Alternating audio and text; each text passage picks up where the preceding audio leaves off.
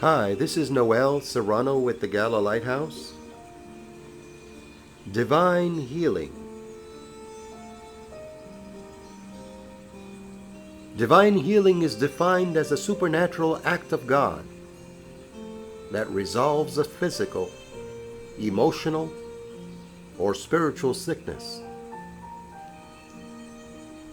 It is healing only achieved by God through Jesus and the prayers of His people. Some would simply say it is the answer to a prayer for health or reconciliation. I believe we could go a step further and say divine healing is the gift God gave us when He sent His Son to die for us. Isaiah 53:5 says, "But He was wounded for our transgressions. He was bruised for our iniquities. The chastisement of our peace was upon Him, and with His stripes we are healed." Many examples of divine healing are shared with us in Scripture. Let's take a look at a few. The story of Lazarus is found in John 11. It may be the most well-known example of Jesus healing a person. Jesus and Lazarus were friends, and he had died while Jesus was away teaching. When Jesus heard the news, he traveled back to Bethany where Lazarus was buried.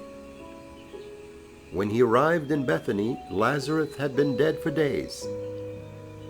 His sisters Mary and Martha were heartbroken and angry with Jesus. They had no hope that Jesus could bring Lazarus back to life. But in John 11:43, Jesus calls out in a loud voice for Lazarus to come out from his grave. Lazarus stands up and walks out a healed man.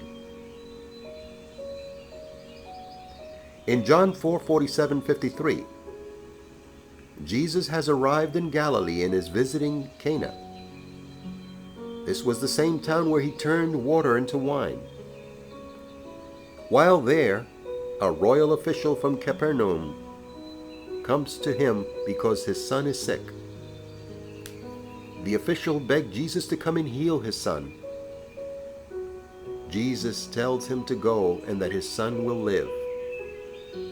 When the official arrives back home, he finds his son well again.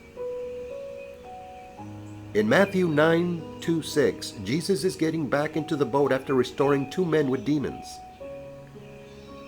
When the boat gets across the water, people bring a paralytic man to him. Jesus tells the man to get up and walk, and he does. Further in Matthew 9, Jesus heals a dead girl, and then he meets two blind men. Jesus touched their eyes, and their sight was restored. After healing the blind man, Jesus has brought a man who cannot talk and is demon-possessed. Jesus drives out the demons, and the man begins to speak. Naaman was a pagan commander of the Syrian army. He had a lot of power, but he also had leprosy. A band of raiders from Aram had been out pillaging and brought back a young Israelite girl. She tells Naaman's wife there's a prophet that could heal him of his leprosy. Naaman tells the king what the girl has said and is given permission to go to this prophet. The prophet Elijah hears of these events and tells the king of Israel to send Naaman to him. Naaman goes and with reluctance dips himself in the Jordan 7 times and is healed. 2 Kings 5. We don't learn about one divine healing, we actually learn about many.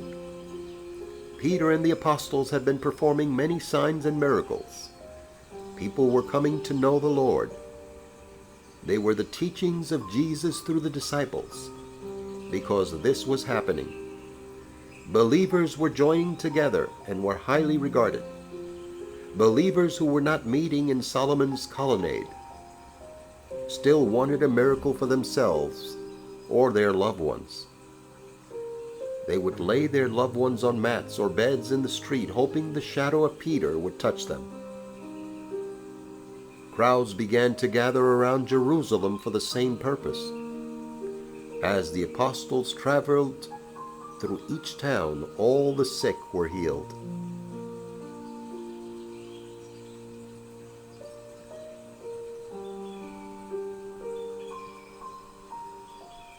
We don't believe God will always take our sickness when we ask. There are people who have asked God to heal them or loved ones and their sickness remains. Why this happens, we don't know. What we do know is that God does everything according to His will. Paul lived his life with what he called a thorn in his flesh. He had a physical impairment God would not heal. His impairment and the trials we face testify to God's power. Divine healing is shown from cover to cover in our Bibles. It happened in the early church, and it is still happening today. We may not witness healing in the way the early Christians did, but we still witness people being healed. We are witnessing the divine healing that became possible with the blood of Christ. I believe there's nothing better than seeing a soul healed from their sins and a life changed forever. This is Noel Serrano with the GALA Lighthouse, and the following has been a presentation of the GALA Foundation.